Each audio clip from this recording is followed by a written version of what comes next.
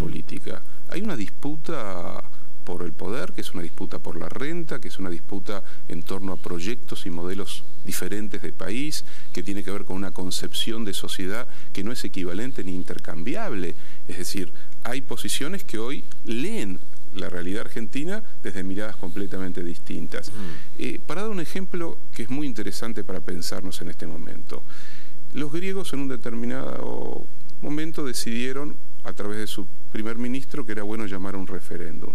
La cuna de la democracia. En Grecia nació la democracia. La isegoría es el derecho de cada ciudadano a tomar libremente la palabra. Y la isonomía es la equidistancia respecto al centro del poder que cada ciudadano tiene.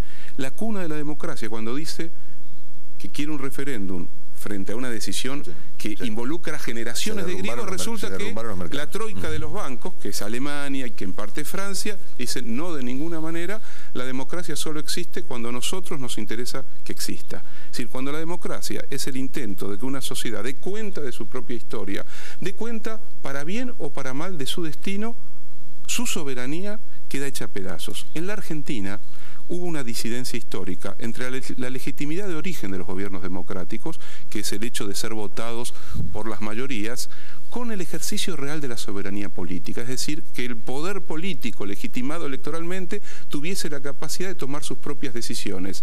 Este es el primer gobierno, el de Cristina Fernández de Kirchner, que toma decisiones políticas bajo el concepto democrático de soberanía.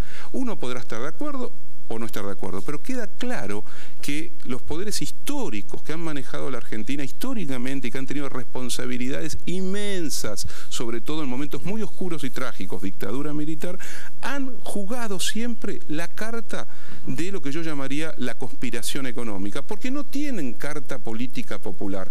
La tuvieron de casualidad cuando se trasvistió el peronismo a través del menemismo. Te hago una pregunta, digamos, así brutal como fue tu respuesta anterior. Sí, pues cómo no. ¿Vos creés que eso está pasando ahora?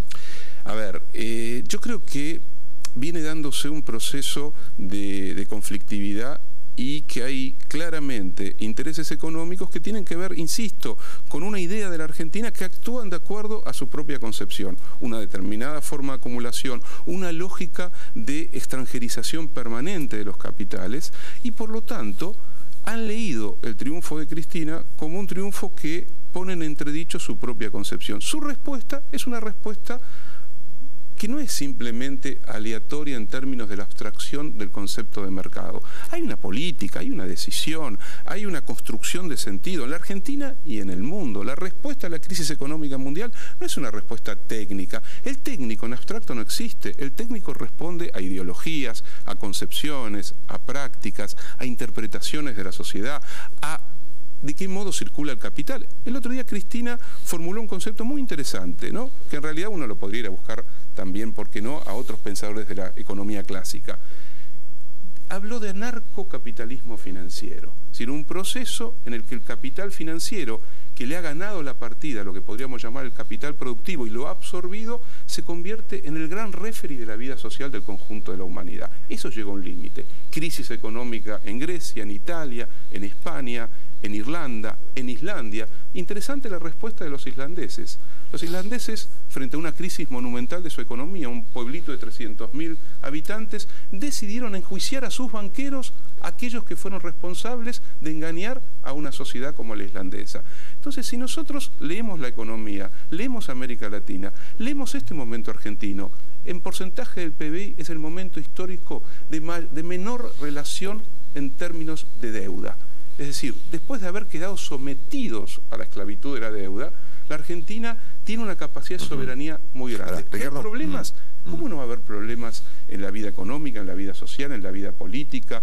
Que un proyecto, un modelo tiene ciclos, que esos ciclos tienen que ser reconfigurados. Te doy un ejemplo para que se entienda. Sí. La reestatización de las AFJP fue una decisión que se toma en el 2008, que no se había tomado en el 2005. Se toma en el 2008 en función de un cambio de la coyuntura internacional, un proceso que termina en una crisis que hoy todavía sigue y se profundiza a nivel mundial, y la respuesta, que es ser capaz de capturar una masa de capital que estaba en la timba financiera para ponerla al servicio de sostener la producción, el trabajo, el salario y el consumo, fue una decisión estratégica. Bueno, ahí déjame hacer una pequeña corrección. A ver, timba financiera.